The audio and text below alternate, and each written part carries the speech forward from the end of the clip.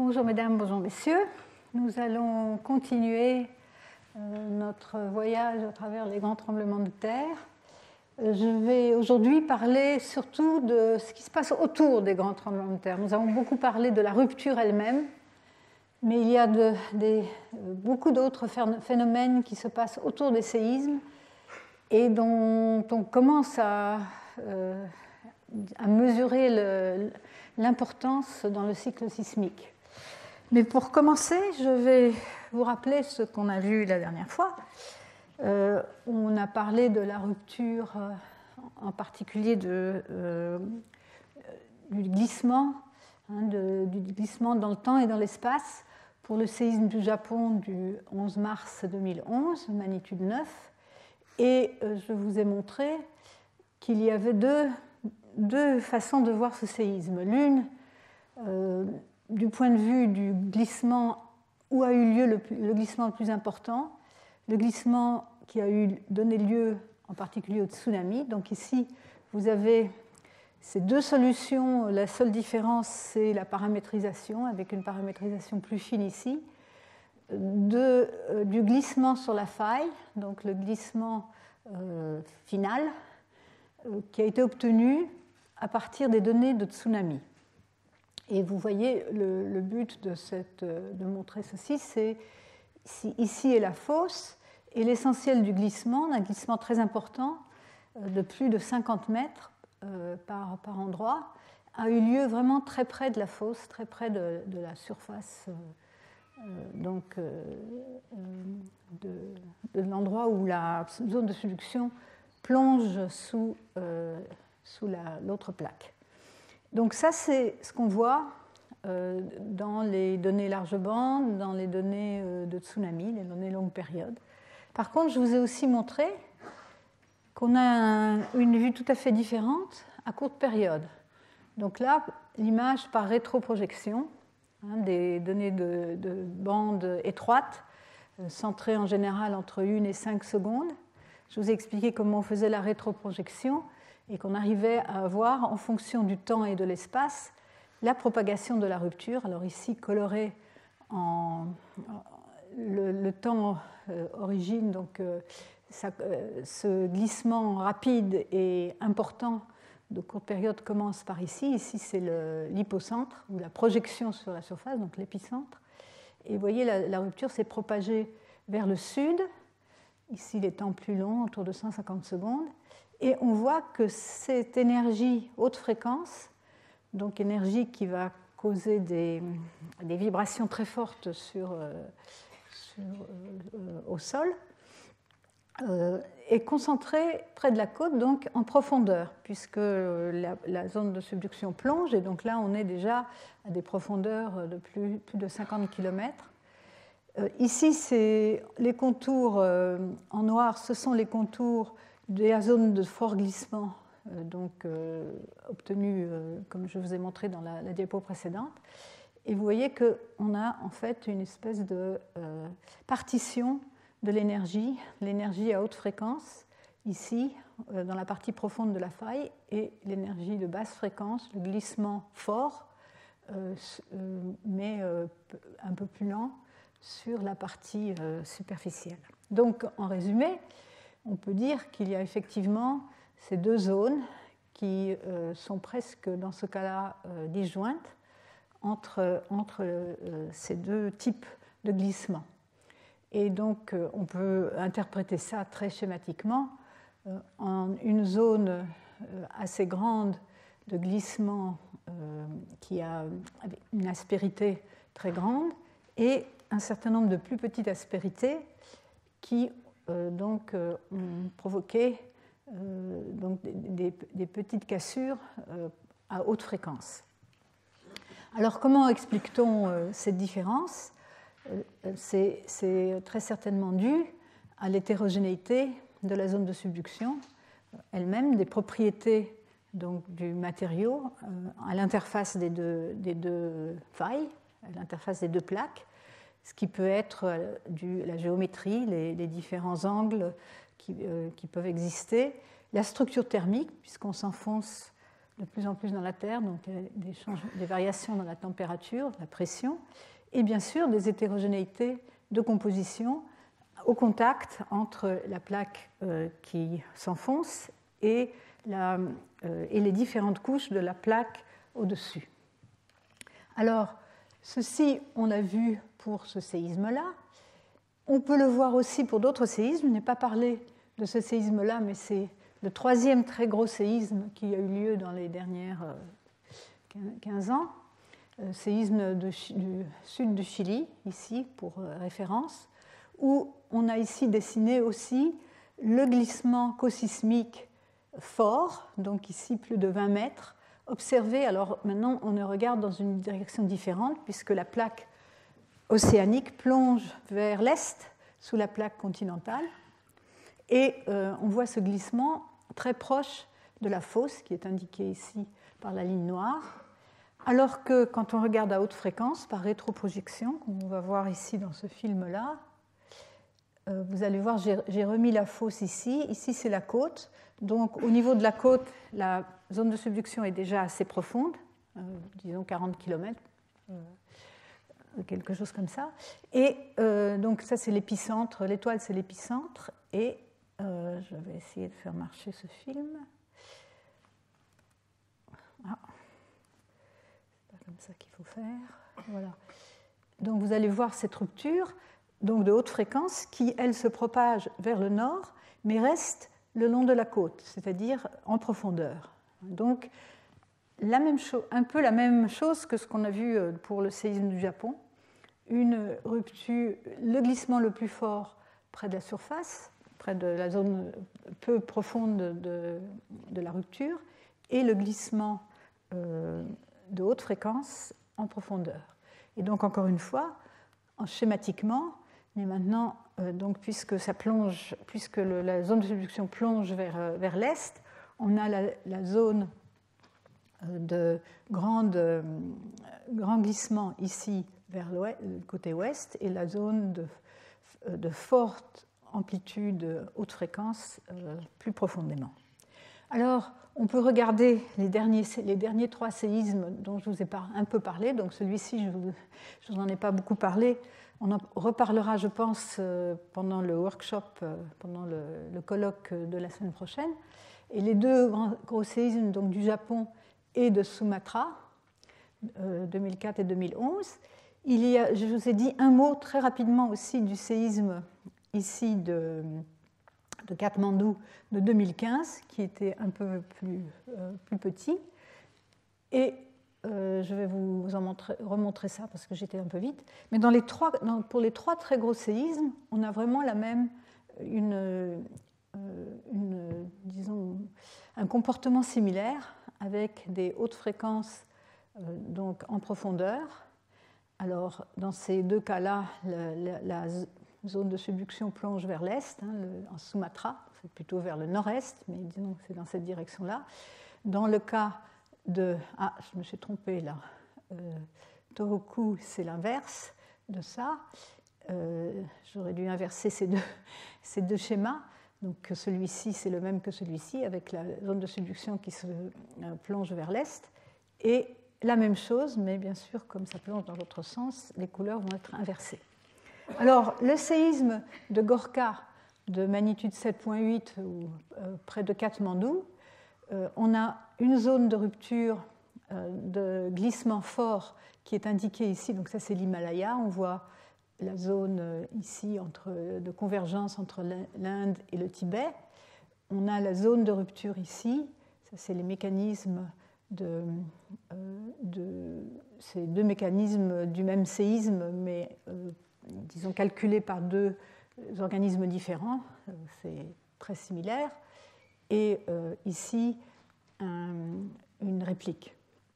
Et donc l'épicentre est ici.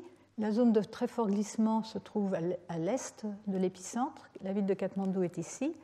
Et vous voyez que, par contre, par rétroprojection, donc à haute fréquence, si on suit en fonction du temps, donc du bleu, du mauve vers le rouge, la propagation de la rupture, elle se propage vers le sud-est et elle reste plus profonde que l'essentiel de la rupture, que l'essentiel du glissement, de la zone où a été le plus fort glissement.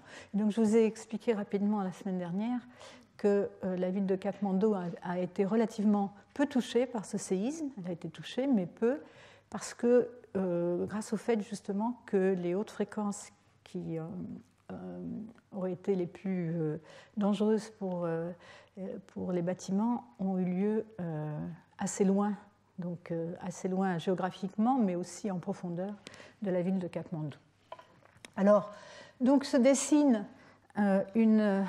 disons schématiquement, on peut peut-être diviser la zone de subduction en plusieurs fragments, ou avec un comportement relativement différent suivant l'endroit. Alors, ce qu'on a regardé jusqu'à présent, donc, c'est cette zone-là qui a cassé dans le cas des très forts séismes.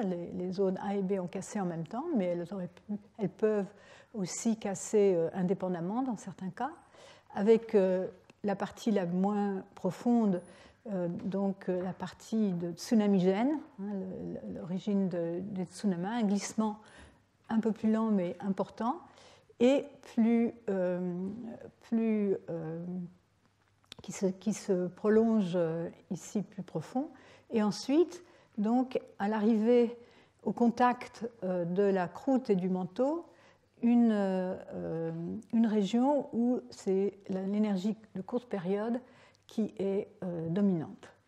Et ensuite, alors, bon, je vais introduire, il y a pas mal d'observations de phénomènes dont je n'aurai pas beaucoup le temps de parler, les trémors sismiques, les LFE, et Low Frequency Earthquakes, c'est les séismes de basse fréquence qui n'engendrent pas beaucoup de haute fréquence, qui ont lieu aussi à plus grande profondeur. J'en reparlerai un peu, mais pas beaucoup. Donc, encore une fois, une relation sans doute forte avec la constitution, non seulement la profondeur, mais aussi la minéralogie et les propriétés rhéologiques, les propriétés de déformation du prisme ici d'accrétion près de la surface, et ensuite du manteau en plus grande profondeur. Et voilà, donc ça c'est encore un schéma indiquant plus ou moins la taille des aspérités et en fonction de la profondeur à laquelle on se trouve sur la zone de subduction. Alors, on aura parlé du glissement sismique, donc du glissement qui engendre des vibrations, donc des accélérations fortes du sol. Et maintenant, il y a aussi, donc, à la suite du séisme, on peut penser que si les aspérités ont rompu pendant le séisme, tout ce qui est autour va être affecté par une augmentation des contraintes et donc va vouloir, va vouloir suivre après le séisme. Et ça peut se faire de deux manières, soit par des répliques qui sont des séismes qui engendrent des vibrations sismiques, mais aussi par des glissements lents, des glissements qu'on n'observe pas sismiquement, mais qu'on peut observer par les déplacements, par exemple observés sur les stations GPS.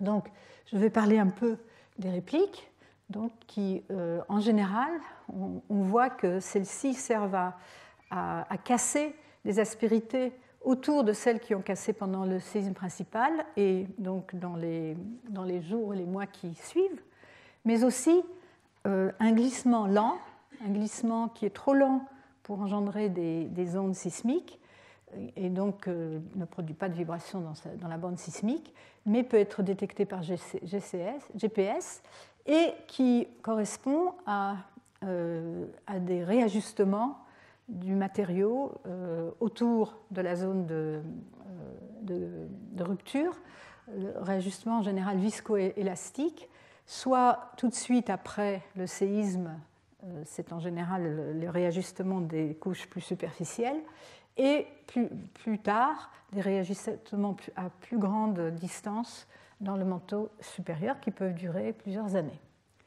Alors, les répliques.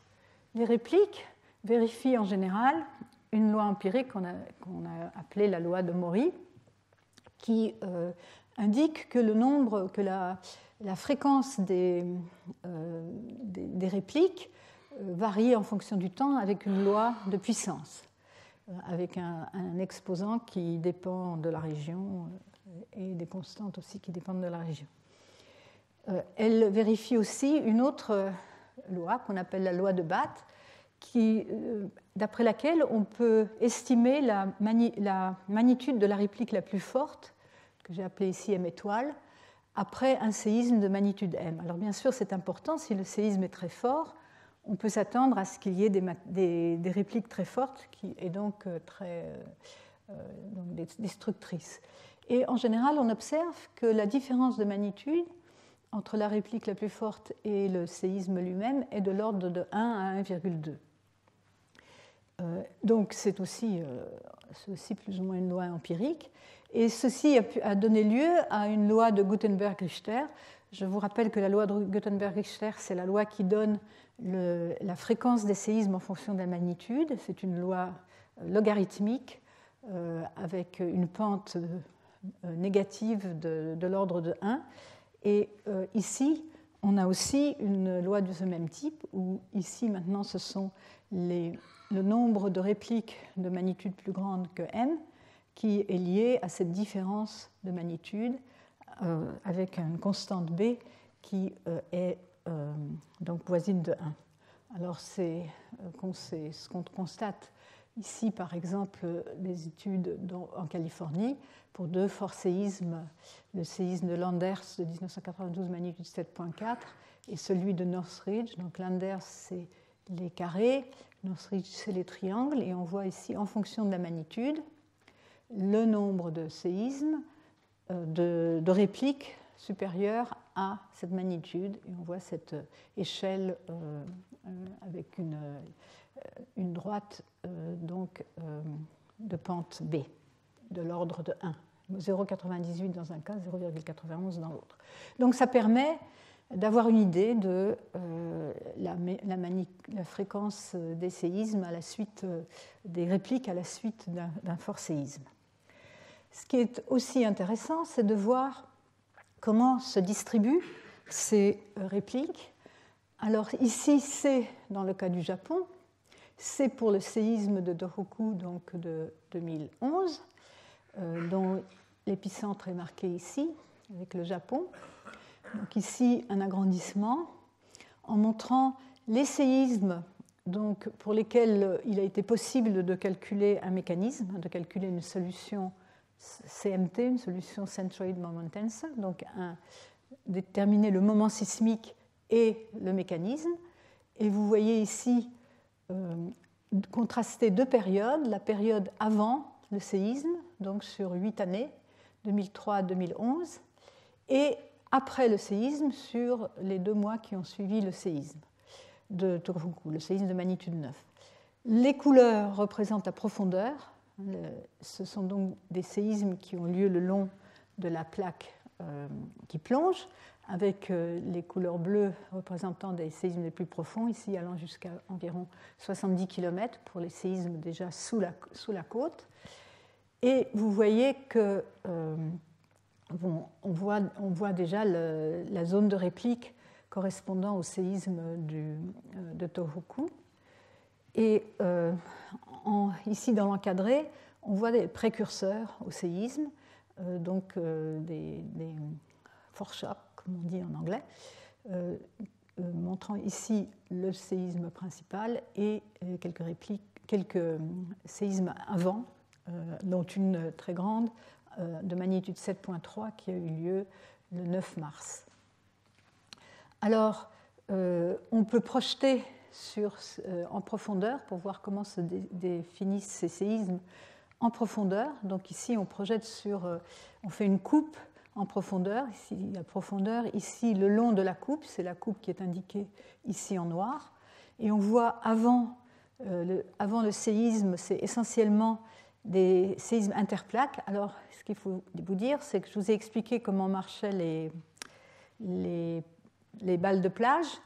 La plupart de ces balles de plage vues comme ça dans la projection horizontale, on voit bien que ce sont des séismes de zone de subduction, des séismes de compression, avec sur des failles qui suivent bien la zone de subduction, avec une direction du plan de faille ou du plan orthogonal qui est parallèle à la fosse. Quand vous le représentez en profondeur, ça va donner des balles de plage avec des cadrans, avec 4 cadrans, comme si on voyait des séismes en décrochement. Mais c'est simplement parce que cette fois-ci, on projette le mécanisme sur un plan vertical plutôt que sur un plan horizontal. C'est pour expliquer pourquoi on a l'impression que ce sont des séismes de décrochement, mais en fait, c'est bien des séismes de faille inverse. Et donc, avant le séisme de magnitude 9, on voit que c'est des séismes qu'on caractérise comme étant des séismes interplaques, des séismes qui ont lieu sur l'interface de la plaque, avec un mécanisme caractéristique de faille inverse, avec quelques autres mécanismes ici qui sont marqués en vert. Ils sont aussi des failles inverses, mais elles ont l'air de ne pas être sur l'interface, donc on les a distinguées. Par contre, après le séisme, on a quelques répliques sur l'interface, mais beaucoup de failles d'un type différent, des failles normales. On voit ici le blanc au milieu du rouge, c'est des failles normales qui ont lieu principalement en arrière de la zone de subduction ou dans la zone plate de la plaque océanique qui correspond donc à un réajustement des contraintes après le séisme qui exprime une situation en extension dans cette plaque, suite au déplacement vers la profondeur dans la partie plus profonde. Alors, donc, aussi intéressant est la distribution des répliques, la distribution spatiale. Si on regarde ici, c'est de nouveau coloré en fonction de la profondeur. Donc toutes ces répliques, on a dessiné ici seulement les répliques sur l'interface. Et en noir, la zone de glissement cosismique. Et aussi en mauve, une zone de glissement post-sismique repérée par GPS pendant les 2 mois après le séisme. Et ce qui est frappant, c'est que ces séismes, donc ces répliques, affectent, se concentrent autour de la zone de fort glissement. Ce qui montre bien que la zone de fort glissement a vraiment servi à nettoyer les contraintes qui se trouvaient ici. L'aspérité a rompu de manière presque complète, et donc les répliques et le glissement lent suivant vont servir à compléter la cassure sur une plus grande région. Ici, donc ça c'est pour montrer la localisation des autres répliques qui sont superficielles et qui, elles, sont dans la plaque supérieure, donc la plaque du dessus. Et finalement, il y en a aussi sur la plaque qui plonge, et ça, on le voyait bien ici, celles-ci sont à l'est de la fosse, donc correspondent bien à un réajustement des contraintes à l'extérieur de la zone de rupture du grand séisme après celui-ci. Donc ça, c'est pour les répliques. Les répliques servent à illuminer, nous servent, dans l'étude des séismes, elles nous servent à avoir une idée meilleure de la distribution finale du glissement. Et donc, on voit bien qu'elles servent à disons, à terminer la tâche de rupture commencée pendant le très fort séisme. Mais ce n'en est pas tout, il y a aussi les glissements lents, et ces glissements lents proviennent du fait en particulier que lorsque vous avez un très fort séisme, vous cassez la plaque, mais si on fait la somme de tous les moments sismiques, de tous les grands tremblements de terre et les petits qui ont lieu le long d'une zone de subduction, on arrive rarement à une somme de moments sismiques qui correspondent au mouvement des plaques moyennées sur plusieurs années ou sur des échelles géologiques. Donc, alors que si on compare les vitesses des plaques que l'on mesure actuellement par GPS au, disons, modèle moyenné qu'on peut obtenir par la géologie sur des millions d'années, on obtient un assez bon accord. Donc, ce qui montre qu'en fait, tout le glissement sur les zones de subduction n'est pas fait par des séismes, qu'il y a des glissements silencieux, des glissements qui ne se manifestent pas par des tremblements de terre. Donc voilà, ça c'est ce que je viens de dire, c'est que les glissements totaux obtenus à partir des séismes interplaques en zone de subduction est inférieur aux glissements moyens obtenus, disons, à partir d'une étude globale. Et donc la différence doit provenir de glissements qui ne se manifestent pas de manière sismique. Alors, ce genre de glissement lent n'a pu être observé, puisqu'il n'est pas observé par les sismomètres, il faut qu'il soit observé autrement. Et jusqu'à l'avènement des réseaux GPS, ils ont pu être observés, mais vous voyez, relativement récemment, il y a une vingtaine d'années, de manière vraiment concrète, par des mesures sur des extensomètres, en particulier en fond de puits en Californie. Mais c'est vraiment l'avènement du réseau GPS, avec les précisions qu'il apporte, et qui a permis de les repérer et de les quantifier beaucoup mieux. Et donc, je vais vous montrer donc, une des premières études qui l'a montré, est une étude d'un glissement post-sismique après un magnitude 7.6 au Japon, qui a été modélisé de manière assez satisfaisante par un modèle simplement élastique. Alors donc là, je vous ai dit, effectivement, il y a... comment peut-on observer ce glissement lent? On peut l'observer par le GPS, mais il y a aussi une autre technique que je vais introduire dans quelques minutes, qui est celle de l'utilisation de ce qu'on appelle les microséismes répétitifs. Et ça, c'est une technique extrêmement puissante, parce que le GPS vous donne donc des mesures en surface, mais il est très difficile de résoudre vraiment la localisation précise de ces événements en profondeur à partir du seul GPS. Et cette technique, et de même avec les extensomètres, même s'ils sont en fond de puits, ils ne voient pas très profondément. Alors que les microséismes répétitifs, on va le voir, vous permettent de suivre, d'illuminer, si vous voulez, la production, enfin, les glissements lents sur les zones de faille. Et bien sûr, la raison pour laquelle qui nous intéresse le plus, c'est bien quelle est la relation entre les glissements lents et les forts séismes. Est-ce qu'on peut, en étudiant les glissements lents, est-ce qu'on peut apprendre quelque chose sur les processus de rupture et peut-être éventuellement aussi un jour les prévoir?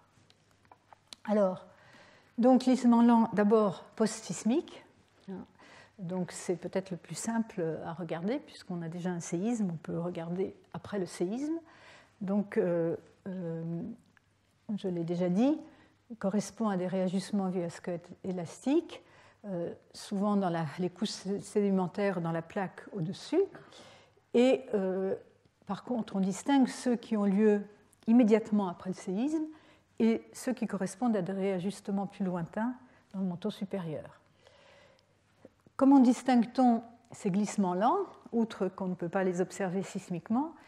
ils ont aussi un comportement en fonction du temps différent des répliques.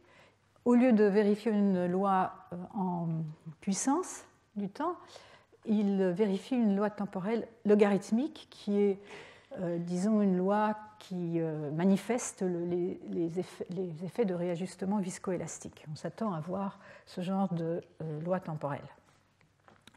Et le glissement lent peut être très important. Intégré sur de longues années, il peut correspondre au point de vue de l'énergie à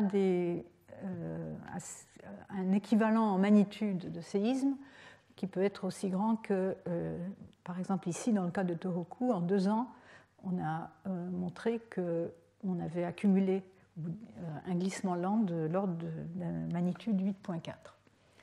Alors, cette première étude de Heikki et al., je voulais la montrer parce qu'elle est très... elle est très spectaculaire. Vous avez ici, en fonction du temps, alors c'est sur une année, ici c'est le séisme en question, c'est un séisme de magnitude 7,6 au Sanriku, donc au nord du Japon, au nord de l'île de Honshu, observé en 3 stations GPS, ici indiquées par ces triangles, donc les stations les plus proches de l'épicentre. Et vous voyez le déplacement en centimètres ici, correspondant au séisme lui-même, donc un déplacement de l'ordre de 10 à 15 cm dans cette station, un peu plus petit dans les 2 autres stations qui sont plus lointaines. Mais vous voyez qu'ensuite, il y a, donc avant, il ne se passe rien. Ce qui a été enlevé, c'est le déplacement moyen, le déplacement des plaques moyen. Mais vous voyez, ça continue. Il y a un réajustement. Donc ici, c'est la composante S du déplacement, la composante nord, etc. Un réajustement qui dure assez longtemps avec une décroissance exponentielle. Et donc en estimant à quoi correspond ce glissement lent, donc intégré au cours d'une année, on a estimé qu'il était équivalent au séisme lui-même, la magnitude équivalente de l'ordre de 7,6, 7,7. Donc sur une durée de 1 an. Ici, ce sont les vecteurs de glissement, les vecteurs de déplacement observés en ces 3 stations. Donc en blanc, les observations, en noir, le calcul en supposant que le glissement lent a eu lieu sur cette partie de la faille, donc en projection horizontale. Et donc on voit, donc bien sûr, tiens, j'ai l'impression, je m'étonne un peu parce que j'ai l'impression qu'il n'y avait pas à l'époque de station fond de mer, donc ça doit être inversé, le calculé doit être en blanc et observé en noir. Mais bon, ça me paraît logique. Mais donc l'idée, c'est, voici les déplacements cosismiques, donc des déplacements assez forts, mais les déplacements postsismiques au cours d'un an qui ont affecté une région adjacente, enfin correspondant en moyenne à la même région du séisme que le séisme, donc du même ordre de grandeur. C'était ça, disons, la conclusion principale de cette étude.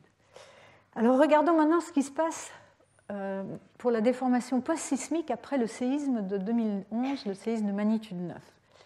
Et on voit en fait quelque chose d'étonnant. Ici, donc bien sûr, beaucoup plus de stations GPS sur tout le Japon à l'époque de ce séisme. Les observations en rouge, un modèle en bleu, ici cosismique, donc c'est le modèle de la rupture sismique, avec son glissement très fort près de la fosse. Et on voit alors, ce qui est très important, c'est qu'il y avait quelques stations fond de mer GPS déjà à l'époque. Station fond de mer GPS, c'est une technologie qui se développe très rapidement actuellement, mais qui est une technologie assez difficile parce que station, il faut pouvoir relier les observations en fond de mer à la surface de l'eau et donc transmettre. Il y a la transmission des satellites et ensuite la transmission de la surface au sol, donc au fond de mer, qui est fait au moyen de transmission acoustique. Et au début, ça n'était pas très précis à cause des mouvements de l'eau et des perturbations dans la propagation des ondes acoustiques. Mais on y arrive très bien par triangulation maintenant. En tout cas, des très forts déplacements cosismiques près de la fosse, qui donc sont en accord avec les modèles cosismiques dont nous avons déjà beaucoup parlé.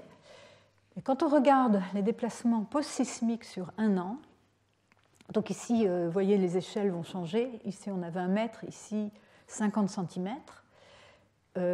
La couleur, c'est toujours le déplacement cosismique, mais maintenant, les flèches montrent les déplacements post-sismiques sur 1 an, qui ont des amplitudes allant jusqu'à 50 cm.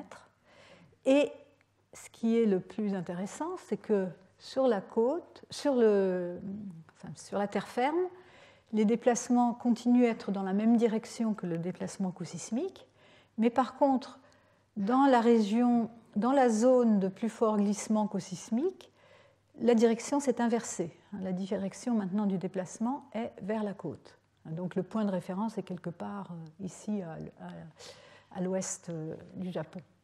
C'est des déplacements relatifs. Donc ceci a été modélisé, et pour le modéliser, on est vraiment obligé d'invoquer. On ne peut pas modéliser ça par simplement un modèle élastique, de relâchement de contraintes élastique. Il faut faire intervenir un modèle viscoélastique. Et donc ici, ces auteurs ont proposé des modèles. On en a déjà vu des modèles de ce type-là, avec donc les plaques élastiques, un coin du manteau de ce côté-là viscoélastique, le manteau en dessous de la zone de subduction aussi viscoélastique. Donc viscoélastique, ça veut dire qu'il y a une composante de déformation lente. Et donc, suivant les modèles, pour essayer d'ajuster le modèle aux observations, ils ont introduit une couche ici, une couche supplémentaire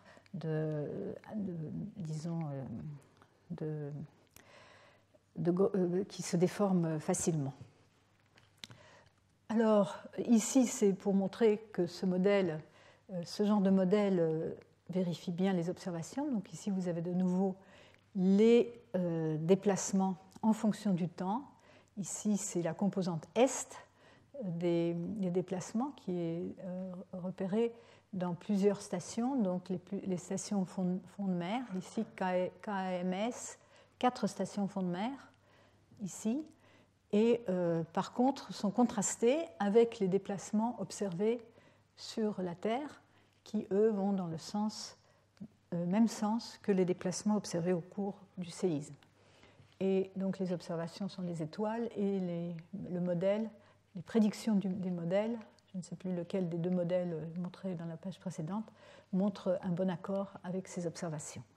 Donc la nécessité d'invoquer, et il y a ensuite aussi, je ne vais pas en parler beaucoup, il n'y a pas que les déplacements horizontaux, mais il y a aussi des déplacements post-sismiques verticaux assez importants, et donc des modèles qui continuent à être développés actuellement avec des complications rhéologiques de plus en plus sophistiquées.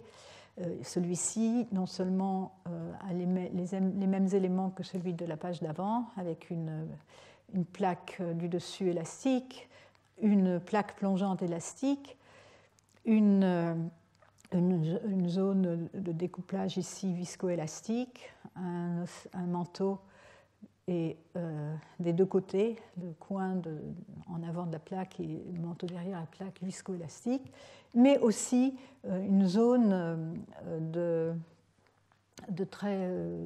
viscosité très faible, donc à l'interface supérieure de la plaque plongeante, pour expliquer les données, en particulier les données verticales.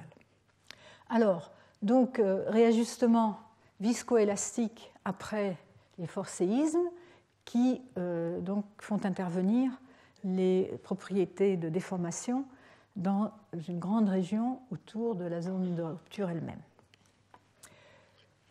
Alors, maintenant, j'aimerais parler un peu, ce qui nous intéresse bien sûr, c'est comment commence un séisme. Et je n'ai pas le temps dans ce cours, du moins cette année, de parler des études de laboratoire et des études théoriques. De nombreuses de ces études ont suggéré qu'un séisme commence par une phase de nucléation, durant laquelle un glissement qui est au départ lent va s'accélérer pour devenir une instabilité sismique, qui donne lieu à une rupture soudaine sur la faille.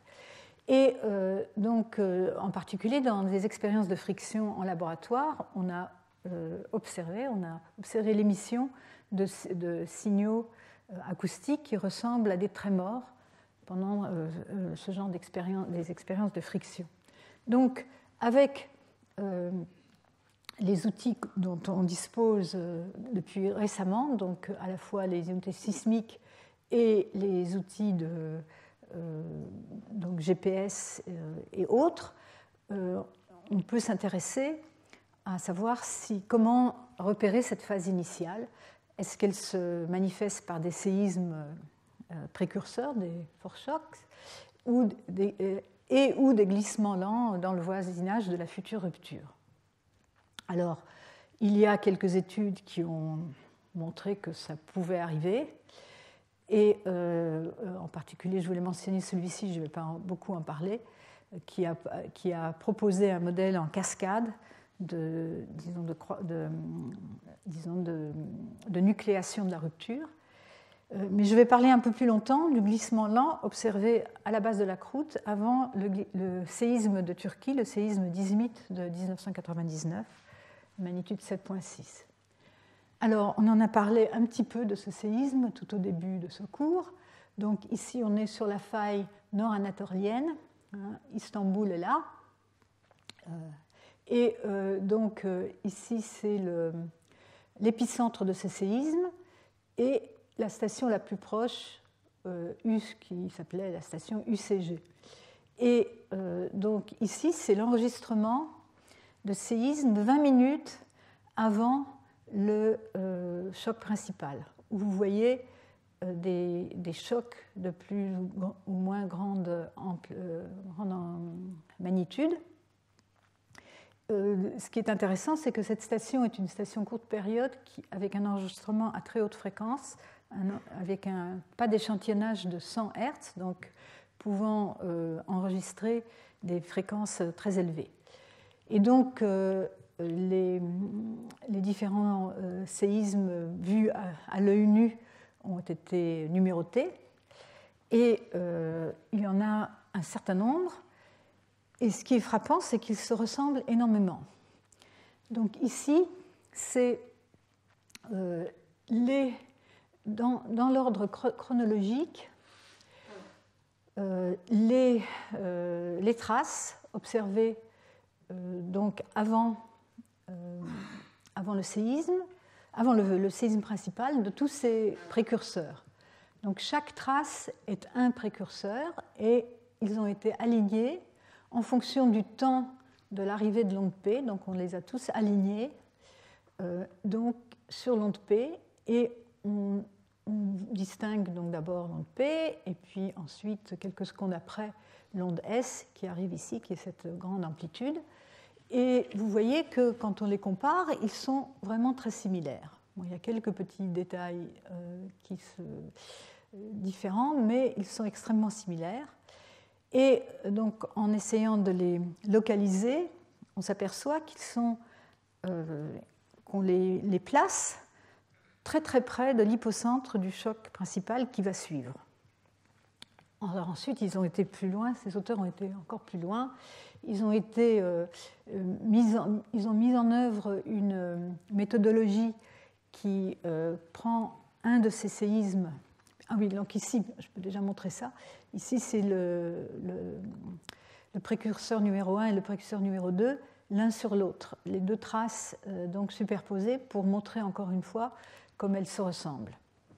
Mais donc, une fois qu'on a un enregistrement comme ceci, donc de référence, on peut prendre cet enregistrement ou une partie de cet enregistrement et l'utiliser comme référence pour détecter par cross-corrélation dans le bruit d'autres petits séismes qui ne sont pas visibles à l'œil nu. Et c'est de cette façon-là qu'ils ont détecté un très grand nombre de petits séismes et, précurseurs et qu'ils ont pu montrer que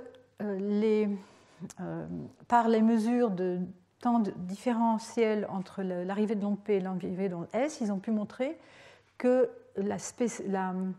ces temps de différentiel sont extrêmement petits, 10 puissance moins 4 secondes, et ce qui implique que la séparation des sources spatiales est de l'ordre de 5 mètres. Donc vraiment, tous ces séismes, tous ces petits ou un peu plus grands, ont eu lieu au même endroit. Et donc ça, c'est pour ces deux-là. Mais si on considère l'ensemble de tous ceux qu'ils ont regardés, ça correspond à une zone sur la faille de moins de 20 mètres d'envergure. Alors, en plus, ils ont aussi observé qu'il y a eu une accélération dans le sens que ici, vous avez donc les précurseurs chronologiquement, ici, numérotés chronologiquement, et montrant aussi leur magnitude, alors magnitude MW, mais aussi magnitude locale. On a discuté de la différence entre ces magnitudes, et on s'aperçoit que le choc, les séismes, les précurseurs des plus fortes magnitudes, le premier a eu lieu 43 minutes avant le séisme, magnitude 1,7 ici si on regarde la magnitude locale. Le deuxième a eu lieu 20 minutes avant le choc principal, magnitude 1,8. Le troisième plus fort, et les magnitudes vont en croissant, a eu lieu 12 minutes avant, et le quatrième plus fort, 1 minute avant le séisme principal. Donc, non seulement les magnitudes vont en croissant, mais aussi l'intervalle entre ces chocs de plus grande magnitude va en diminuant au fur et à mesure. Et là, c'est un dessin qui montre deux chocs juste avant le séisme principal, donc à moins d'une seconde d'intervalle. Ici, c'est 0,15 secondes. Il y en a eu un ici et un autre ici. Si on amplifie cette observation-là, on voit qu'il a encore exactement la même forme que cet autre précurseur.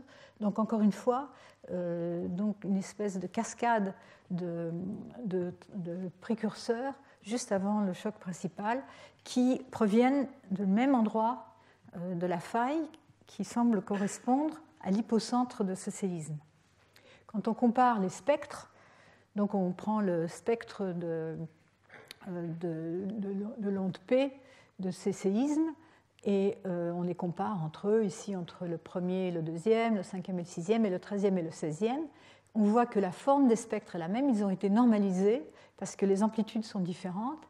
On en déduit en plus que, puisqu'ils ont la même forme, c'est qu'ils ont rompu la même, qui correspondent à des tailles de rupture comparables, on peut estimer à de l'ordre de 300 mètres, mais que, puisque les magnitudes sont plus grandes, la chute des contraintes doit être très différente. Par exemple, ici, si on compare les chocs 13 et 16, qui sont 10 fois, le 16e est 10 fois plus amplitude 10 fois plus forte que le 13e, qui correspond aussi à un facteur 3 dans la chute de contrainte. Et donc, on en déduit que tous ces petits séismes donc, correspondent à un rechargement des contraintes autour des aspérités qui ont donc rompu pendant ces petits séismes. Donc en fait l'idée c'est que vous avez un glissement donc, qui couvre une région autour de ces petites aspérités et au fur et à mesure de ce glissement invisible, vous rechargez, vous cassez petit à petit ou répétitivement cette petite zone, cette petite aspérité. C'est comme une manifestation de ce glissement sous-jacent invisible, si vous voulez. Alors ensuite, donc ça c'est le cas de Izmit, mais ce genre d'observation n'a pas été fait de manière générale jusqu'à présent. On ne peut pas compter sur le fait qu'on pourrait observer ce genre de précurseur avant n'importe quel séisme. Mais les mêmes auteurs ont donc voulu regarder le comportement des précurseurs, donc des précurseurs sismiques, des séismes précurseurs, avant différents autres séismes de magnitude 6.5 dans des contextes tectoniques différents, en particulier donc ici autour du Japon, ici autour des Aléoutiennes et de l'Alaska et de la Californie, et en distinguant les séismes qui ont lieu à l'intérieur face de la plaque et ceux qui ont eu lieu à l'intérieur de l'une ou l'autre des plaques. Et ils ont constaté aussi un comportement, alors je montre surtout pour le cas des séismes interplaques, ils ont constaté que dans la plupart des cas, le plus fort précurseur se produit juste avant le choc principal. Donc ici, vous avez la magnitude est indiquée ici par les chiffres 5.1, 5.5, etc. Donc dans la plupart, ils ont ici une 31 séquences, et ça c'est un jour avant le séisme, 8 heures avant le séisme, et juste avant, vous avez les séismes de plus forte magnitude. Lorsque ça n'est pas le cas, parce qu'il y a plusieurs cas où il n'y a pas de fort séisme juste avant, le plus fort séisme précurseur a eu lieu encore plus tôt, mais dans ce cas-là, ils constatent qu'il y a une augmentation de la sismicité, du moment sismique dégagé, quelques heures avant le séisme. Alors, ce qui est peut-être le plus convaincant, c'est donc quand ils font la somme de toutes ces observations. Alors d'abord ici, donc région par région, c'est des régions, j'ai oublié de le dire, de l'ordre de 50 km de diamètre, de rayon, qui donc autour d'un séisme de magnitude 6.5 qui arrive donc à la fin. On a une augmentation de la sismicité, soit ici sur des périodes différentes, à l'échelle 1 journée, 5 jours, 10 jours, 1 mois, 3 mois, 6 mois, 1 an. Mais je voudrais attirer surtout votre attention sur les dessins ici, où vous avez ici la sommation sur toutes les suites de séismes qu'ils ont observées dans les zones interplaques, donc pour les séismes correspondant à l'interface sur la plaque. Et vous avez ici l'amplitude, c'est en fait le moment sismique cumulé sur 6 mois. Et vous voyez cette accélération, ce changement de pente donc avant le séisme principal. Ici, donc, maintenant on fait un zoom sur 5 jours et on voit encore une fois cette accélération en plus de détails. Et si on fait un zoom sur la journée précédant le fort séisme, on voit aussi cette accélération très nette. Alors,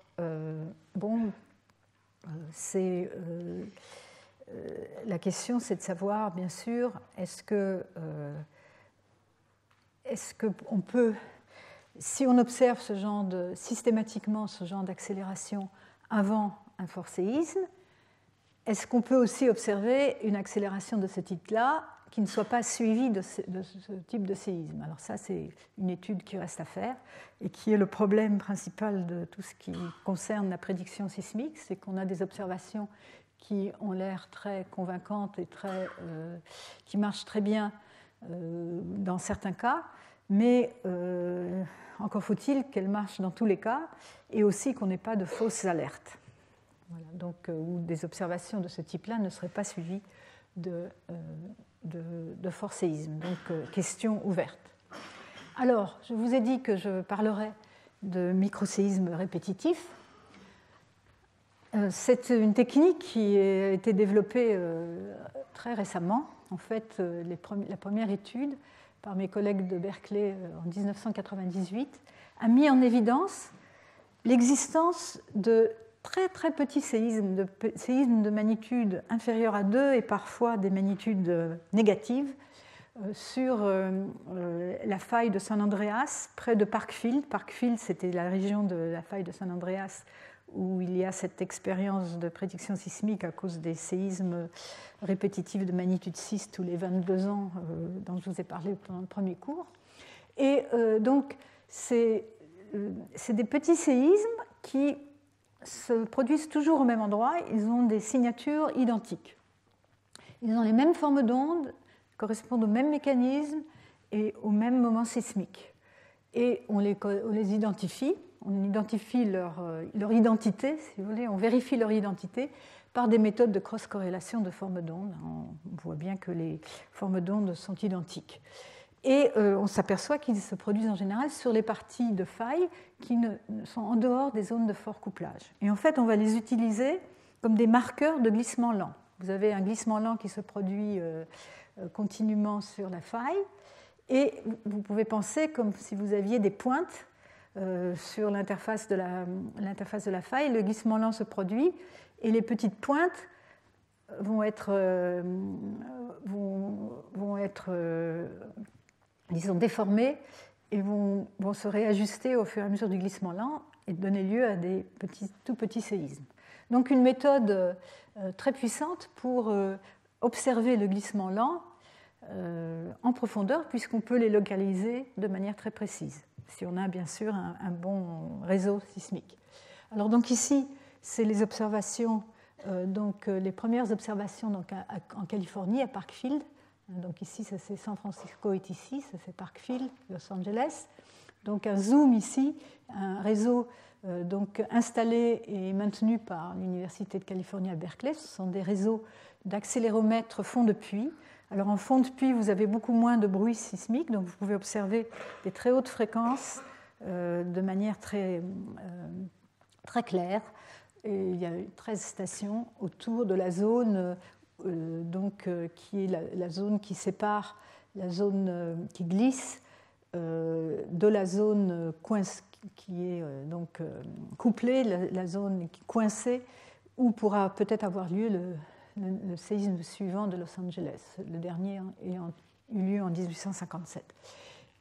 Donc je vous ai parlé des séismes répétitifs, mais des forts séismes répétitifs tous les 22 ans en moyenne, qui ont eu lieu pendant sont produits plusieurs fois au XXe siècle, qui ont donné lieu à l'idée de séismes caractéristiques. Mais maintenant, on va parler de tout petits séismes. Et ici, donc, une suite ou une séquence de séismes répétitifs. Donc, c'est une famille où tous les séismes sont les mêmes. En fonction du temps, ils vont avoir lieu régulièrement, relativement régulièrement. Ici, c'est le temps, donc en fonction de l'année. Donc, ils se répètent une ou plusieurs fois par an. Et quand on regarde le moment sismique cumulé, ils dégagent une énergie à peu près constante aussi. Bon, il y a des petites variations. En gris, ici, c'est la sismicité totale, le nombre de séismes par mois dans la région de Parkfield, pour référence. Mais vous voyez, l'idée, c'est qu'ils sont tous vraiment, vraiment identiques, et donc on les observe ici à une station donnée, mais on peut les observer à une autre station, et en regroupant toutes ces informations, on peut les localiser très précisément à un point très particulier de la faille. Alors, donc, ces études se sont développées. Ces séismes répétitifs ne couvrent pas une grande partie de la faille, ils sont assez rares, mais donc, ce sont des points sur une zone qui glisse de manière asismique.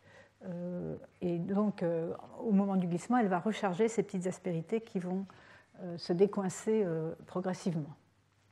On les trouve aussi bien sur la faille de San Andreas en Californie que dans les zones de subduction. Et on a pu montrer qu'en fait, on a pu déterminer certaines lois d'échelle très importantes.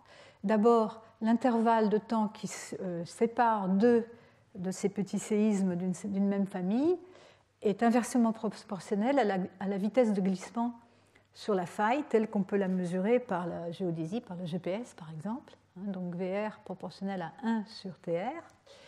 Et on a pu déterminer des lois d'échelle entre ces temps de récurrence moyens et les moments sismiques des microséismes, d'où on peut déduire une loi qui donne le déplacement donc, de la faille pendant l'intervalle entre deux séismes, donc ce glissement lent, en fonction du moment sismique de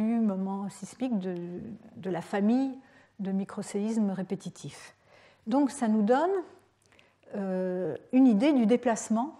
Si on peut calculer les moments sismiques de ces séismes répétitifs, on va avoir une idée du déplacement lent de la faille accumulée au cours du temps.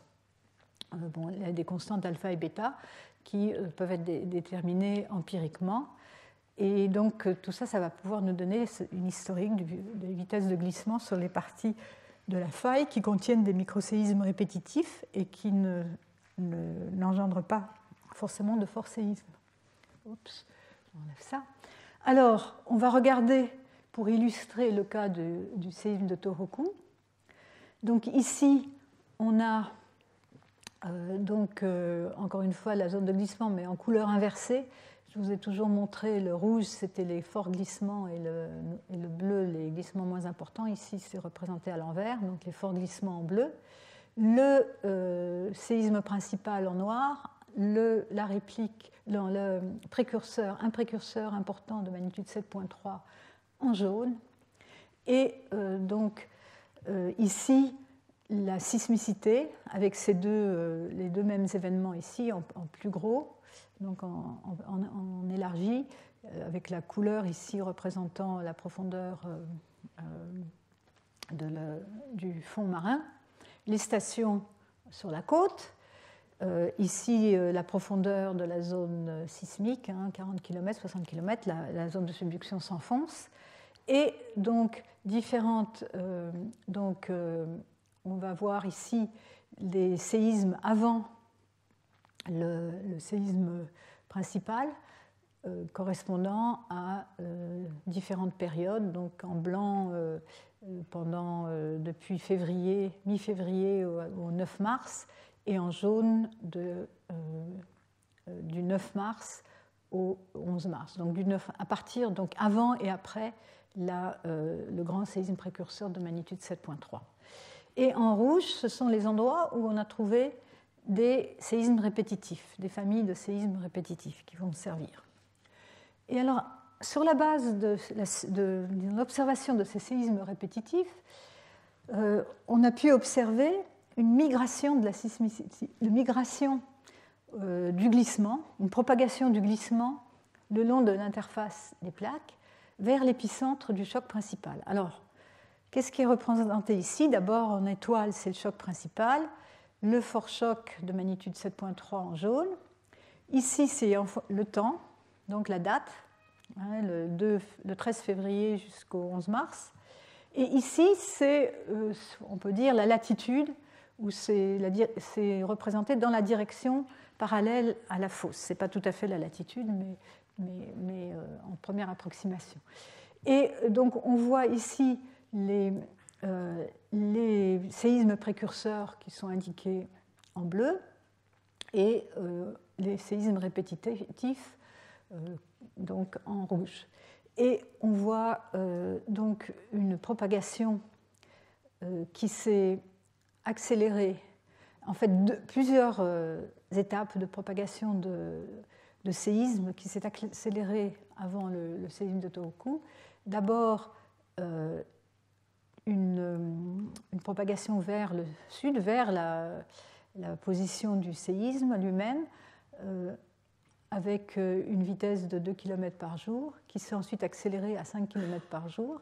Ensuite, il y a eu quelques jours où il ne s'est pas passé grand-chose, et de nouveau, une suite importante de séismes précurseurs qui se sont rapprochés du séisme principal à partir du moment où a eu lieu le fort séisme précurseur de magnitude 7.3. Et on voit ici cette zone qui marque la limite sud de cette zone de séisme, qui a une forme parabolique qui qui fait penser à un processus de diffusion, donc diffusion du glissement. Alors ici, c'est la même chose, mais vue spatialement, pas seulement en fonction du temps et de la latitude, mais dans l'espace, donc sur différentes périodes. Ici, ça c'est la zone qu'il appelle EMZ, c'est Earthquake Migration Zone, c'est la zone de migration des séismes. Donc là, c'est pour vous situer, j'ai repris la carte de la page d'avant, avec le choc principal et les séismes avant le choc principal. Donc ici, ils ont défini plusieurs zones A, B, C, D, avec cette zone D représentant la zone où a eu lieu cette migration sismique juste avant le choc principal. Donc ici, jusqu'au 1er mars, entre le 13 février et le 1er mars, on voit quelques séismes un peu partout au nord de la zone de migration sismique.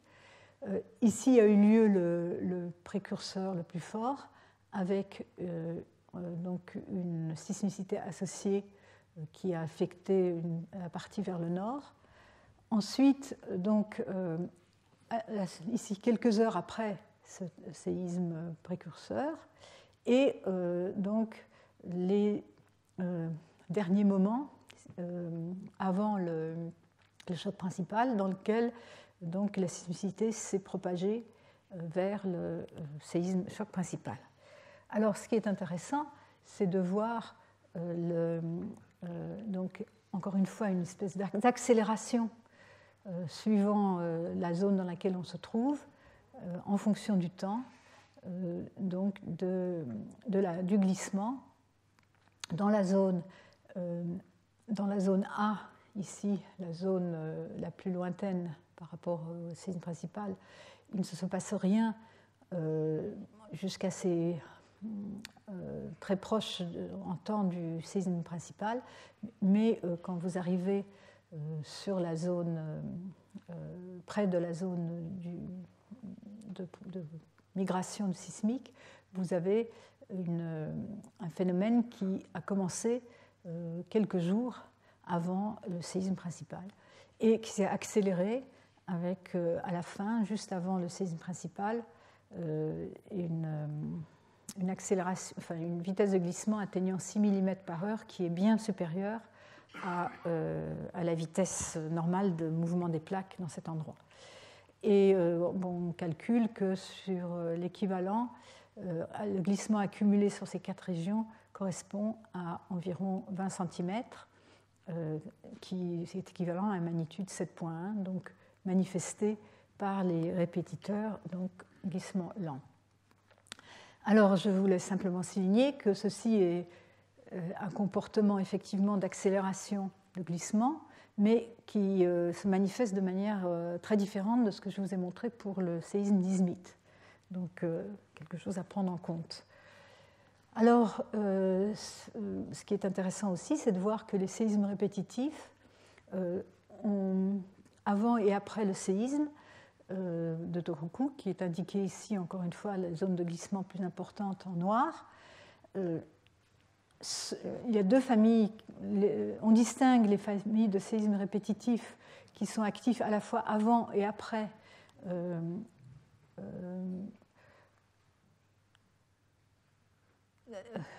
avant et après le choc principal. Là, j'ai oublié de mettre avant. Et les familles en jaune, celles qui sont actives avant le choc principal. Et vous voyez que toute la zone de rupture donc, qui a nettoyé, disons, du point de vue du couplage de la plaque, toute cette grande zone au cours du séisme, elle a eu comme conséquence que les séismes répétitifs se sont arrêtés, ce qui montre bien que ces séismes manifestent le fait la présence de glissements sous-jacents, donc non sismogènes. Et on peut le voir encore une fois ici sur ce dessin où on a distingué donc plusieurs zones. La zone en rouge qui correspond à la zone de fort glissement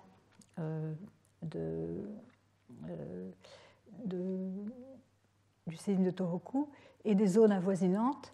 Et on peut regarder les glissements avant et après le séisme, et donc glissements progressifs cumulés avant le séisme, avec certaines zones qui correspondent en fait des zones, la zone ici 8 et 11, qui sont juste autour de glissements le plus important pendant le séisme de Tohoku, qui ont eu des accélérations de glissement avant le séisme. Et après le séisme, on voit donc des zones, la zone juste qui correspond à la zone de rupture plate, il ne se passe plus rien après le séisme. Et par contre, dans les zones avoisinantes, on voit une augmentation du glissement qui se propage plus lentement, qui dure plus longtemps dans les zones plus éloignées. Donc les petits séismes répétitifs, pour simplement résumer, nous permettent, si on les trouve, et on les trouve en regardant de près la forme d'onde de très petits séismes dans les zones de rupture ou autour des zones de rupture, nous permettent de suivre les variations, le glissement accumulé de manière lente en dehors des tremblements de terre importants. Et on arrive actuellement, ça c'est un article récent dans Science, on arrive à voir même des fluctuations dans le glissement lent, donc dans ces zones-là, qui paraît très intéressant. Alors, cette étude, donc ici, donc voilà, ça c'est le principe, hein, on utilise les séismes répétitifs. Ici, nous avons encore une fois dans la zone de Tohoku la rupture de ce séisme. Les endroits où on a vu des microséismes répétitifs, vous pouvez vous rendre compte que c'est un travail monstrueux de repérer tous ces séismes, de les cross-corréler. C'est vraiment du big data science à l'heure actuelle. Et donc l'idée, c'est qu'on regarde l'activité de chaque famille de séismes répétitifs qui vont se produire de manière régulière ou irrégulière avec leur propre rythme. Ensuite, on va calculer à partir de ça le glissement cumulatif, puisque avec les lois d'échelle que je vous ai montrées précédemment. Donc pour chacune de ces familles, on va avoir en fonction du temps un glissement cumulatif. Et après, on va prendre une région, par exemple une région A ici, et on va calculer le glissement cumulatif moyen en faisant la somme de ces glissements sur les familles appartenant à cette région-là.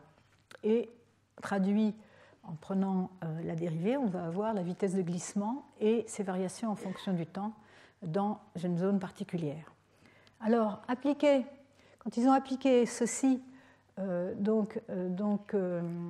au large des côtes du Japon, dans la région de Sanriku, qui est une des régions affectées par le séisme de Tohoku, ils ont trouvé une périodicité, c'est-à-dire voilà, ici en fonction du temps, depuis 1986 ici, 88, 92, 80, oui, sur une quinzaine d'années ou même plus, on voit ici la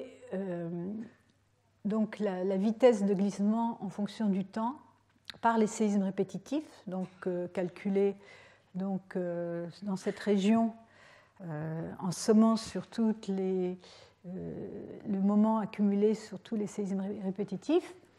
Et on obtient ces courbes grisées ici, et on voit que ça a une certaine périodicité.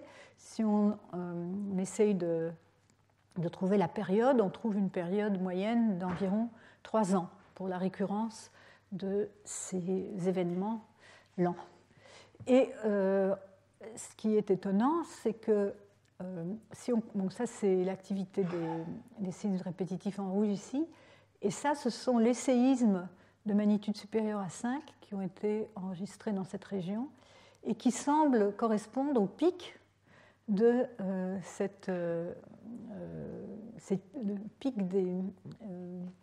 des vitesses de glissement observées par les séismes répétitifs. Et ceci est valable pour certains des très forts. Ici, il y avait un séisme, c'est la magnitude correspondante, magnitude 7, plus de 7 ici, de grands séismes. On voit qu'ils arrivent au moment des pics. C'est pareil aussi pour le séisme de Tohoku. Et c'est très frappant loin des côtes, donc plutôt vers la fosse. Par contre, près des côtes, il y a aussi une périodicité, mais elle est beaucoup moins nette. Et une périodicité un peu plus rapide, l'ordre de 2,7 km de 2,7 par an. 2,7 ans, je veux dire, la récurrence moyenne de 2,7 ans. Donc, périodicité de 3 ans. Ces auteurs ont montré que cette augmentation de la vitesse de glissement, ces pics de vitesse de glissement, en fait, commencent avant les forts séismes. Elles se continuent après, mais elles commencent avant. Ici, c'est le cas de 2 séismes d'un magnitude d'environ 7, où vous avez ces vitesses de glissement observées par les répétiteurs, qui commencent à augmenter avant, le temps zéro étant le temps origine de ces séismes. Ils ont été alignés tous les deux, et ça continue après pendant un certain temps. Mais ça, c'est les jours, le temps est en jours, donc ça commence quelques jours avant. Donc voilà. Par contre, et ils ont pu aussi confronter ça, donc la méthode par les répétiteurs, qui est, comme je vous l'ai dit, très intéressante parce qu'elle permet vraiment de localiser l'endroit où se produit ce glissement, mais on peut le repérer aussi par GPS. Alors ici, il y a on a mis ce qu'on a repéré sur la côte par les GPS, et la périodicité qui en général correspond à peu près bien avec celle qui a été observée par les répétiteurs, encore que c'est peut-être pas aussi clair qu'on pourrait le croire, mais disons que cette périodicité observée de l'ordre de 3 ans, donc c'est une nouvelle énigme, parce qu'on peut voir qu'on n'a pas de telle périodicité dans les phénomènes atmosphériques, les phénomènes de marée, les phénomènes hydrologiques, qu'on peut exclure. Et donc, elle doit être contrôlée, c'est encore à voir, par des propriétés de la zone de faille. Mais pourquoi et comment, c'est à voir.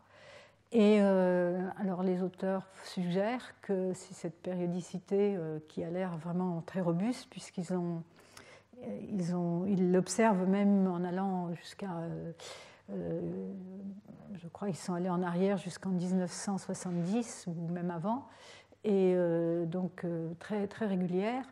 Donc on ne connaît pas la cause, mais qui pourrait être utilisée ou être incluse dans les calculs de probabilité sismique, qui pourraient indiquer des moments de probabilité plus forte de fort séisme. Alors, voilà, il ne me reste pas beaucoup de temps, mais je voulais parler d'autres phénomènes associés au séisme, en particulier éventuellement de phénomènes précurseurs, qui sont assez intrigants. Donc, passer les quelques minutes qui me restent à parler des observations ionosphériques, qui donc ont été observées déjà après quelques séismes, donc des perturbations ionosphériques par sondage, par exemple sondage Doppler de l'ionosphère. On a pu observer des perturbations, mais qu'on peut associer éventuellement au séisme, mais au départ, les distances sont assez grandes, on ne sait pas vraiment si c'est par hasard qu'on a cette perturbation ou si elle est vraiment associée au séisme. Mais il y a eu quand même quelques observations en champ proche. Ici, déjà en 1984, un sondage Doppler, donc de l'ionosphère, où on voit une perturbation, je ne vais pas passer dans les fréquences Doppler, qui, à la suite d'un séisme de magnitude 7.1 au Japon, le temps origine est 2h32 ici, et on voit ici, à peu près un quart d'heure, 20 minutes après, une perturbation donc en champ proche, c'est-à-dire juste au-dessus de ce séisme, qui fait penser que les deux sont associés. Alors, il a pu être montré que comment on peut obtenir une telle perturbation. Ça provient d'un couplage entre la Terre solide et l'atmosphère. Le déplacement de la Terre solide va créer une onde dans l'atmosphère qui va se propager et qui va elle-même influer sur l'état de l'ionosphère. Alors, ce qu'on mesure maintenant grâce au GPS, c'est ce qu'on appelle le contenu électronique total, le TEC, qui se mesure en unité de TEC, qui est 10 puissance 16 électrons par mètre carré, et qui donc correspondent à, disons, à la partie de l'atmosphère qu'on appelle l'ionosphère, qui contient des électrons et des ions, donc des particules chargées, et surtout autour de 300 km d'altitude. Donc ça, c'est l'atmosphère. Et donc voilà, les déplacements, l'idée c'est que les déplacements verticaux importants, donc dus au séisme, vont engendrer des ondes atmosphériques dans l'atmosphère qui sont amplifiées parce que pour conserver l'énergie cinétique, ρ v au carré, la densité diminue exponentiellement avec l'altitude dans l'atmosphère et donc la vitesse va augmenter, et donc l'amplitude de ces ondes. Et donc l'amplification peut atteindre de l'ordre de 10 puissance 4 dans l'ionosphère, donc des effets très importants. Et donc dans la ionosphère, ce qui se passe, c'est un couplage entre l'atmosphère neutre et ionisée va provoquer des fluctuations dans la densité électronique. Alors l'utilisation du GPS, c'est que les satellites GPS sont très hauts, ils circulent à des hauteurs de 10 000 km au-dessus de la Terre ou plus. Donc les signaux traversent l'ionosphère. En fait, on doit corriger des effets ionosphériques pour avoir des mesures précises des distances par GPS. Et pour la première fois, on a utilisé ces techniques de mesure continu électronique total pour le séisme de Northridge de 1994 en Californie. Alors l'idée, c'est qu'il y a deux bandes de fréquences qui émettent, enfin ça, c'est pas deux bandes de fréquences, c'est deux stations GPS que je vous ai montré là, mais chaque satellite émet en deux bandes de fréquences. Et ces deux fréquences, les signaux vont se propager à différentes vitesses, donc les temps de propagation vont être différents à cause de la dispersion accumulée au passage de l'ionosphère vers les électrons libres. Et donc il y a des techniques pour corriger de la propagation ionosphérique, c'est en particulier pour ça qu'il y a plusieurs fréquences qu'on enregistre, mais on peut exploiter cela aussi pour calculer le contenu électronique total intégré le long de l'observation. Donc après, il faut corriger si on veut avoir le contenu électronique total, par exemple, dans la direction verticale. Il faut corriger de la pente de la direction d'observation entre la station GPS et le satellite. Alors la première étude qui a semblé mettre en évidence qu'on pouvait mesurer ce contenu électronique total est une étude donc, de ce séisme de Northridge. Donc ici la Californie du Sud, vous voyez ici San Francisco, ici Los Angeles, le séisme de Northridge, un séisme en faille inverse en 1994, et donc des stations GPS. Et en fait, ces points-là, ce sont les points de projection de la direction entre les satellites, entre les différents satellites et les stations d'observation, donc qui couvrent une certaine région autour du séisme.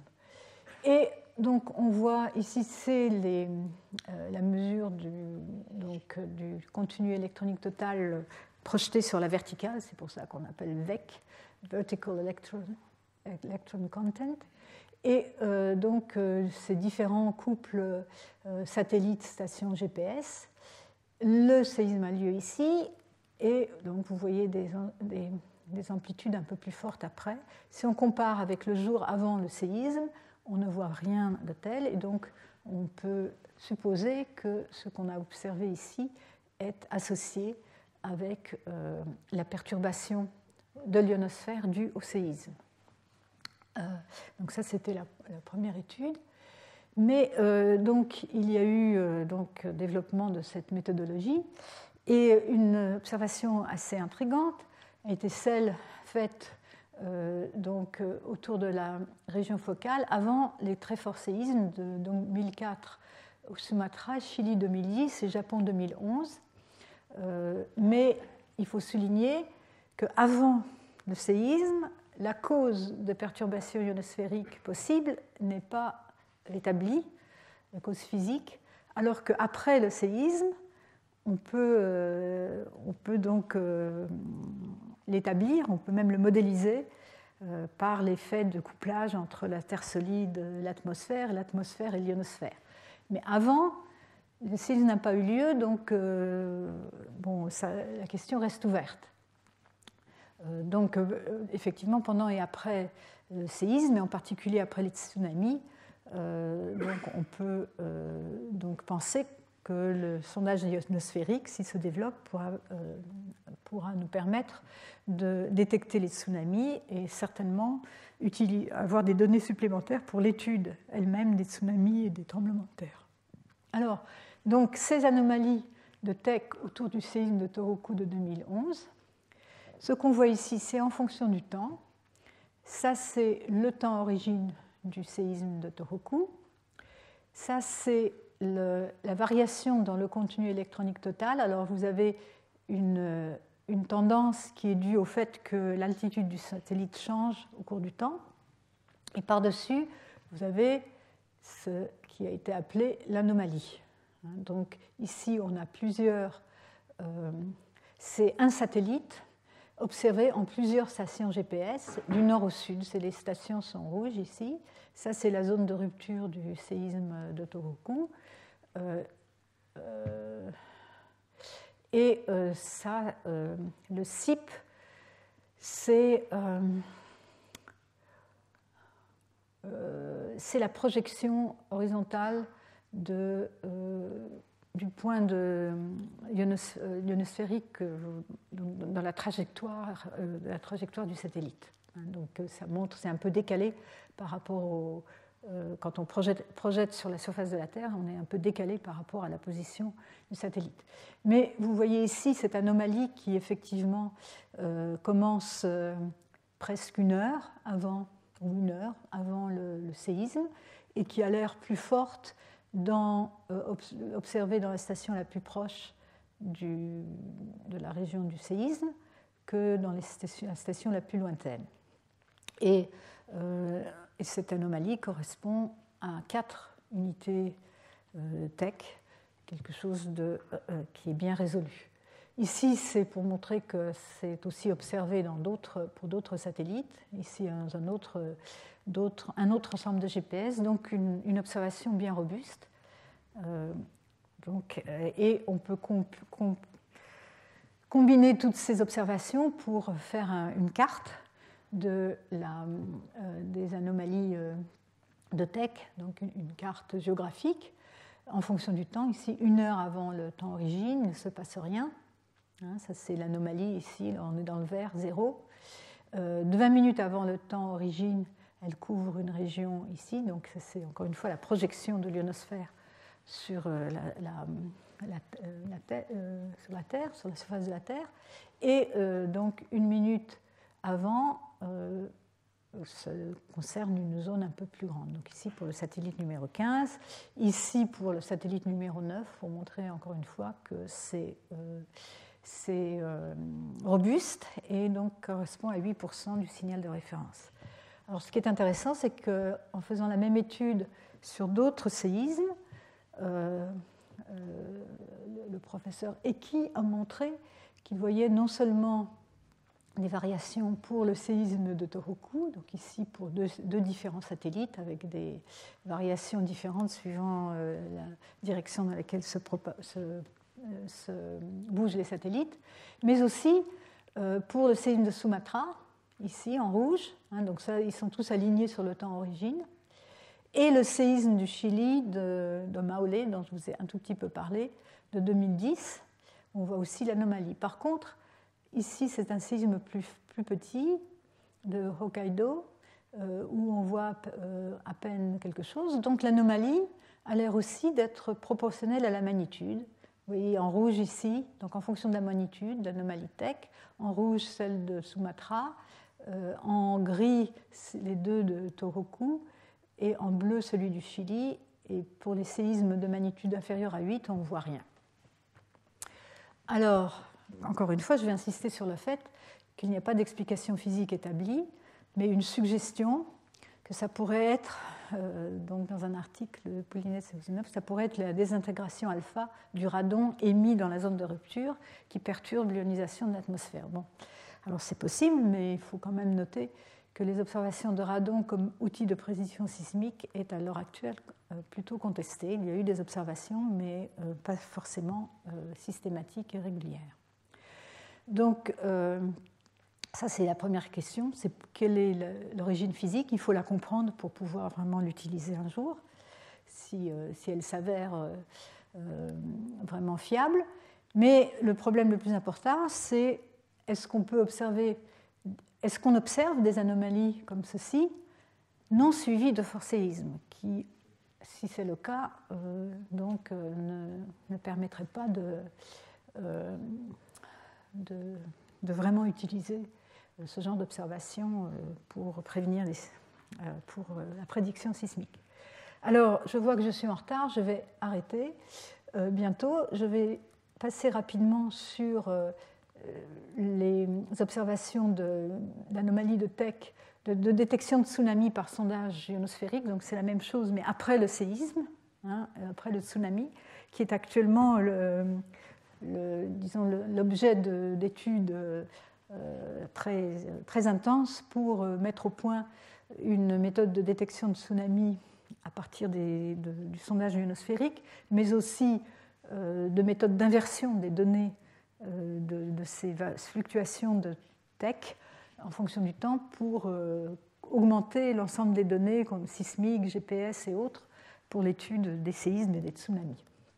Alors, bon, je passe. Donc, voilà, pour conclure, nous avons parlé dans ce cours des progrès récents dans la modélisation du glissement sismique en fonction du temps et de l'espace, et des méthodes de détermination de paramètres qui se font actuellement en temps quasi réel, et donc avec des détails de plus en plus importants sur la progression du glissement pendant la rupture, et aussi les méthodes de plus en plus sophistiquées d'alerte sismique.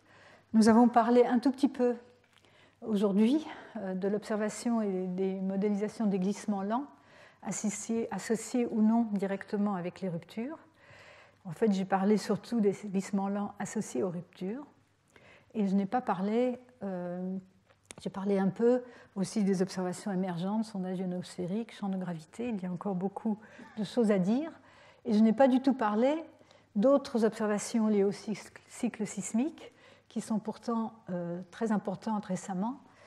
Les observations de trémors non volcaniques, c'est un champ d'investigation qui s'est développé depuis 15 années, tout à fait fascinant, aussi bien que les glissements lents qu'on observe en dehors des périodes de fort séisme, et d'autres phénomènes tels que les séismes de très basse fréquence. C'est des séismes very low frequency earthquakes. C'est des séismes qui n'engendrent pas d'énergie haute fréquence, mais qui sont qui donc correspondent à des glissements un peu plus lents.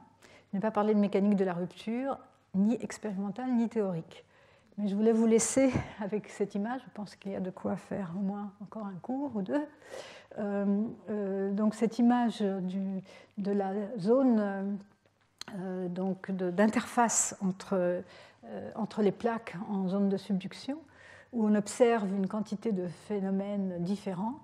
Donc les aspérités, donc une zone de couplage fort qui correspondent à des aspérités qui cassent dans des méga-séismes, dont j'ai surtout parlé dans ce cours, mais aussi donc dans la zone cassante de la lithosphère, et quand on s'enfonce en profondeur, on atteint une zone où le glissement est stable, le glissement ne provoque pas se passe de manière continue, encore que faudra-t-il le prouver qu'il est si continu que ça. Et il y a un grand nombre de phénomènes qui ont pu être étudiés seulement depuis une quinzaine d'années autour de ces séismes d'interface de plaques géants, séismes géants, des événements de glissement, de glissement lent, de longue durée, qui peuvent aller de quelques mois à plusieurs années, et qui correspondent, au point de vue du dégagement d'énergie, à des magnitudes qui peuvent atteindre 7 ou même plus, et qui se produisent plusieurs fois par décennie, dans la zone ici, en dessous des zones de glissement rapide au cours des forts séismes. Il y a aussi des séismes lents et des trémors, observés au-dessus des zones cassantes, et des phénomènes très fascinants qu'on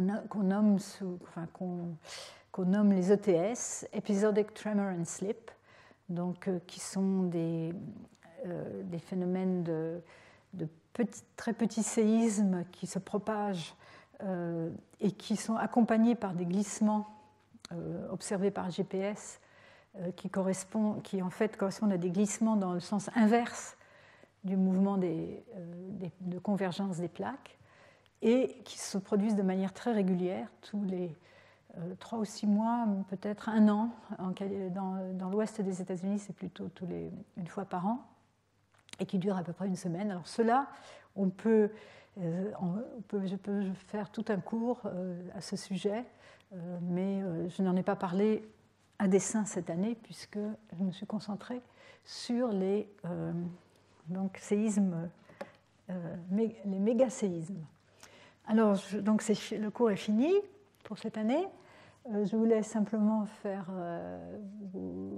vous rappeler qu'il y a un colloque qui sera en anglais, qui aura lieu la semaine prochaine, jeudi et vendredi, jeudi 30 novembre et vendredi 1er décembre. Donc ici, dans cette même salle, et donc qui commence à 9h du matin, le jeudi et le vendredi, dure toute la journée avec une séance de posters la première soirée et un débat donc à la fin du colloque le deuxième jour. Et donc l'entrée est libre, l'enregistrement est souhaité parce qu'on fait des pauses café, on veut savoir combien de gens viennent. Et aussi, si jamais vous voulez présenter un poster, il faut absolument vous enregistrer parce que le nombre de posters doit être calculé. On a besoin de savoir à l'avance. En fait, c'est déjà un peu trop tard, mais disons que c'est encore possible. Voilà, je vous remercie.